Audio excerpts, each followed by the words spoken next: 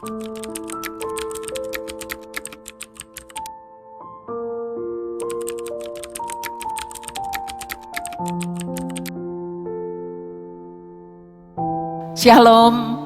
selamat berjumpa kembali dengan saya, Nela Kusuma. Saya rindu membagikan kembali pengalaman hidup saya bersama dengan Yesus yang luar biasa. Di dalam bagian kedua daripada kesaksian ini, saya ingin supaya siapapun saudara-saudara yang dapat mendengarkan pengalaman bersama dengan Tuhan, ketika saya mengalami sakit kanker darah, akan memberikan kekuatan, penghiburan, dan keyakinan bahwa Allah kita, Allah yang ajaib, Allah yang dahsyat, dan Allah yang senantiasa menjadi pokok pengharapan kita. Saudara-saudara yang dikasihi Tuhan, dalam kesaksian yang pertama, saya telah mengisahkan bahwa ketika saya mengalami sakit kanker darah dengan pendarahan yang bertubi-tubi, maka mulailah kedua orang tua saya mengenal nama Yesus dan belajar untuk percaya. Tetapi di awal pengenalan kepada Tuhan Yesus, datanglah berbagai-bagai ujian iman pada waktu itu, di mana banyak saudara-saudara yang menganjurkan supaya berikhtiar. Selain dokter, selain obat, juga ada yang menganjurkan untuk pergi ke dukun, mengatakan bahwa di Kelampok ada dukun yang mujarab, yang bisa memindahkan penyakit ke dalam telur, sehingga semua penyakit akan pindah ke dalam telur ayam dan akan menjadi sembuh. Bukan hanya itu, tetapi kakek dari ayah saya sendiri juga menganjurkan supaya ayah saya pergi ke di mana di sana ada suhu yang bisa berjalan di atas api, bisa memakan api, dan bisa memberikan kesembuhan. Tetapi bersyukur kepada Tuhan, saudara-saudara, ujian iman demi ujian iman dapat dilewati dengan kekuatan daripada saudara-saudara seiman yang terus mendukung di dalam doa. Hamba Tuhan dari Gereja Isa Al-Masih Jalan Lengkong Besar di Bandung senantiasa mendoakan sehingga melewati pencobaan yang sangat dahsyat, keluarga kami tetap percaya kepada Tuhan. Bapak, Ibu, dan saudara-saudara yang dikasihi Tuhan, walaupun demikian, bukan berarti penyakit saya segera menunjukkan tanda-tanda kesembuhan, melainkan justru semakin berat, semakin parah. Karena pendarahan bisa terjadi, baik dari telinga, tanpa ada sebab apapun. Telinga mengeluarkan darah, darah mengalir dari telinga sehingga pendengaran saya terganggu. Apabila darah keluar dari hidung, dari kedua belah lubang hidung, maka darah mengalir dengan deras. Kemudian suster akan memasukkan tampon atau perban yang berisi cairan obat adrenalin untuk membekukan darah di kedua lubang hidung saya. Tetapi darah akan mengalir ke dalam tenggorokan sehingga darah akan tertelan dan akhirnya penuh di dalam lambung dan saya akan menumpahkan darah itu. Saudara-saudara, hal ini sungguh sangat menggoncangkan bagi siapapun yang melihatnya. Bahkan bukan cuma itu saja. Ketika saya tidur, darah bisa mengalir dari gusi, sehingga darah akan mengalir keluar dari mulut. Bahkan dalam beberapa jam kemudian, darah tertumpuk di atas lidah, sehingga ibu saya harus membersihkan lidah saya dengan kapas setiap beberapa waktu. Betapa hal ini membuat kekhawatiran yang sangat besar bagi seluruh keluarga saya. Mereka melihat keadaan seperti ini, berarti tidak ada harapan. Darah sudah keluar dari berbagai tempat dan sulit untuk dihentikan. Dan pada waktu itu saya sudah minum 42 butir obat setiap hari. 14 pagi hari, 14 siang hari, dan 14 sore hari. Namun itu tidak membawa perubahan apapun di dalam penyakit saya. Saat-saat saya mengalami pendarahan yang sangat banyak dari berbagai tempat, maka ditambahlah dengan suntikan-suntikan untuk membekukan darah.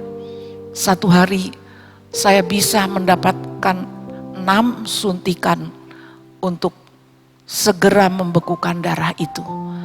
Dan dalam keadaan seperti itu, Bapak, Ibu, dan saudara-saudara, ayah saya sangat kewalahan untuk mencari donor-donor darah.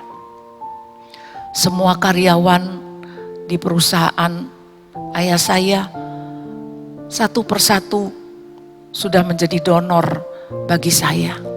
Bagi yang satu golongan dapat memberikan secara langsung. Bagi yang tidak satu golongan dapat ditukarkan di PMI.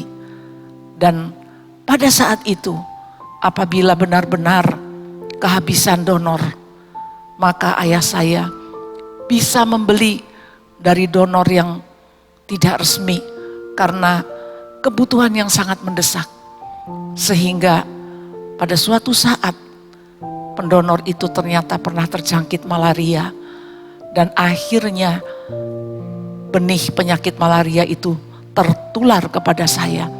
Dan beberapa minggu saya mengalami demam karena malaria, demam yang tinggi sehingga mengakibatkan kejang-kejang sampai darah yang didonorkan itu habis. Semuanya itu adalah karena usaha untuk menyelamatkan nyawa. Tetapi saudara-saudara, dalam pada itu kami sering mendengar bahwa orang-orang yang sama-sama menderita sakit seperti saya di ruangan-ruangan lain, satu persatu mereka tidak dapat tahan lagi. Karena pada waktu itu transfusi darah tidak dilakukan seperti sekarang dengan selang infus yang satu kali pakai. Pada saat itu selang infus adalah seperti selang yang putih, tidak transparan, dengan ukuran yang mungkin garis tengahnya sekitar 2 cm dan selalu dipakai setelah disterilkan. Sehingga dengan demikian akan menimbulkan banyak reaksi pada saat transfusi darah. Akan menggigil, akan demam tinggi, akan gatal-gatal, dan kemudian juga bisa badan menjadi sakit ketika menerima transfusi darah itu. Sehingga dengan demikian bukan hanya penderitaan karena penyakit itu sendiri, tetapi penderitaan karena mendapatkan transfusi dengan cara yang tidak seperti sekarang ini. Pada saat itu, kedua orang tua saya berusaha untuk mencari pertolongan dari sahabat-sahabat pena di luar negeri. Mereka mendapatkan kabar bahwa ada alat infus dari Jerman yang bisa didatangkan. Kedua orang tua saya meminta supaya dikirim alat infus itu. Tetapi ketika sampai di Indonesia, ternyata alat infus itu tidak sesuai dengan botol yang biasa dipakai untuk menampung darah. Sehingga dana sudah dikeluarkan, tetapi alat itu tidak bisa dipakai. Bahkan kami mendengar bahwa ada orang-orang di sana, di Kanada, yang sudah mendapatkan 200 transfusi darah. 200 botol ditransfusikan, tetapi akhirnya tidak tertolong. Saya sering mendengar dari perawat-perawat di ruang sebelah, di Pavilion Santa Teresia Rumah Sakit Boromius, itu ada seorang ibu yang sudah menerima 60 botol transfusi darah, akhirnya pun tidak bisa tahan. Dan saya tidak mendengar lagi namanya disebut, berarti ibu ini sudah tiada. Ada seorang lain pemuda berusia 17 tahun di Pavilion Maria. Saya seringkali mendengar kabar dari perawat, kami sama-sama mendapat transfusi darah. Tetapi setelah dia menerima 17 botol transfusi darah, akhirnya tidak tertolong juga. Bukankah ini sesuatu hal yang sangat mengerikan bagi saya, bagi orang tua yang mendengar, bagi kedua orang kakak saya? Hanya tinggal menunggu giliran saja. Dan memang penyakit kanker yang jahat itu telah menyebar menjadi penyakit-penyakit yang lain, di mana timbul kista di langit-langit mulut saya, kira-kira sebesar kacang merah. Kista itu berisi darah. Dan suster mengatakan, jangan sampai kista ini menjadi pecah dan ada luka. Kalau kista ini tidak pecah, dokter akan menyedotnya dengan suntikan. Tetapi saudara-saudara, saya sangat takut mendengar itu, bahwa langit-langit saya akan disuntik dan darahnya akan disedot dengan suntikan. Maka pada saat itu saya meminta kepada Tuhan Yesus, supaya Tuhan melakukan sesuatu. Saya meminum air yang panas, dan saya rasakan kista itu pecah. Dan dipanggillah dokter untuk memeriksa, dan bersyukur kepada Tuhan, saya tidak disedot dengan suntikan, tetapi dokter tinggal menekan bekas kista itu supaya darahnya habis, bersih, dan kista itu bisa mengempes. Saya bersyukur kepada Tuhan bahwa pada saat itu saya merasakan pertolongan Tuhan, walaupun dalam hal yang kecil. Saudara-saudara, dokter-dokter sesuai bidangnya dipanggil untuk menolong saya. Seorang THT dipanggil untuk memeriksa bagaimana mimisan ini supaya bisa berhenti.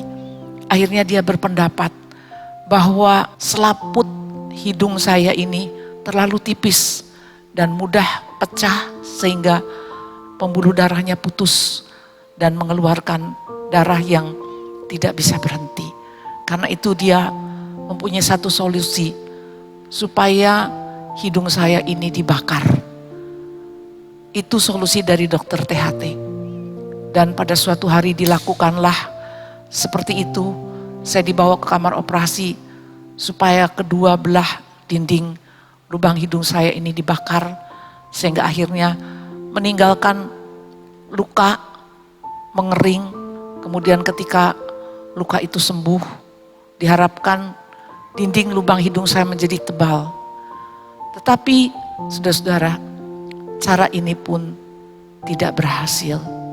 Mimisan itu bisa terus terjadi sewaktu-waktu.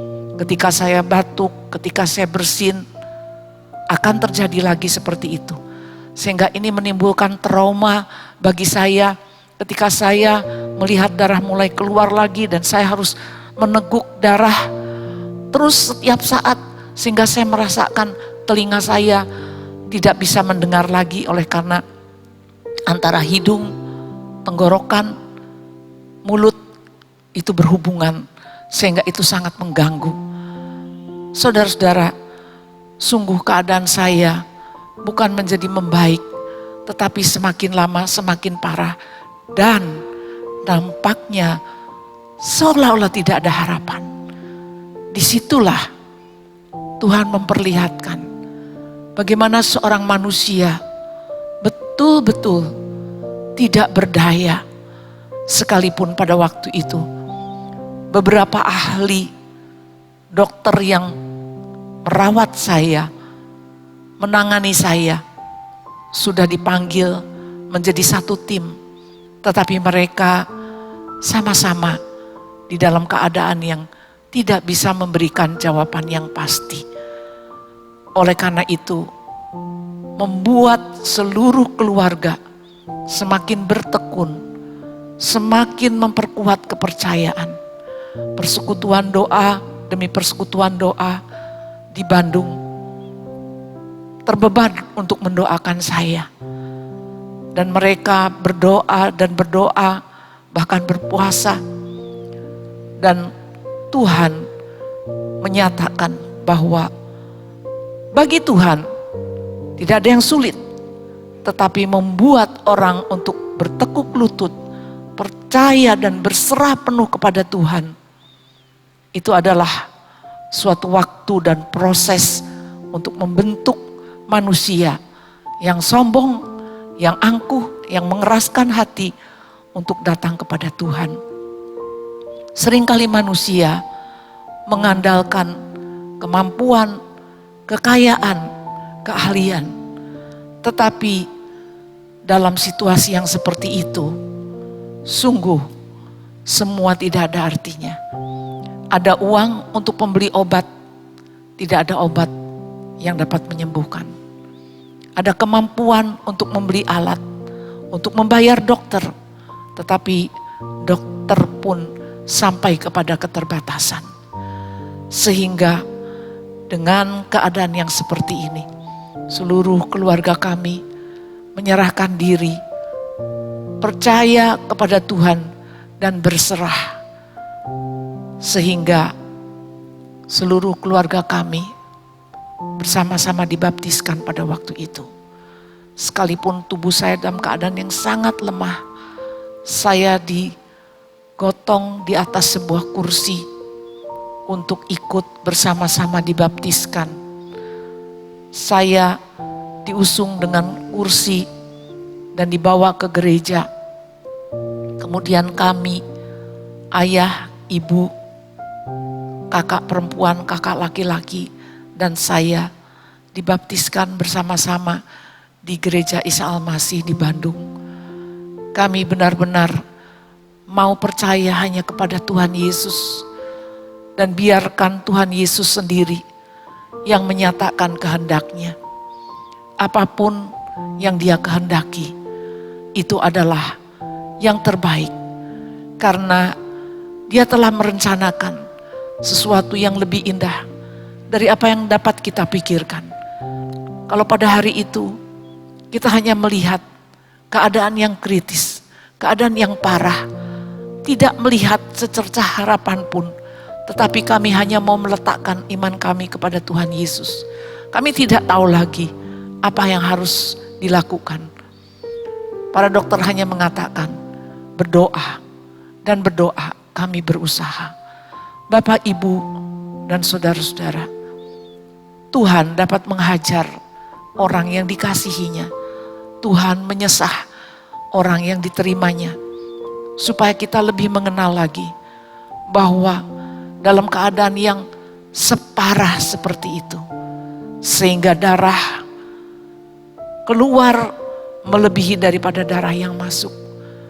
Secara logika, sungguh tak ada harapan bagi saya untuk hidup. Hanya oleh karena kuasa daripada Allah di dalam Yesus Kristus yang telah menjadi penebus dan juru selamat kita, saya akan mengalami kesembuhan. Ikuti terus kesaksian saya di dalam bagian yang selanjutnya. Tuhan memberkati.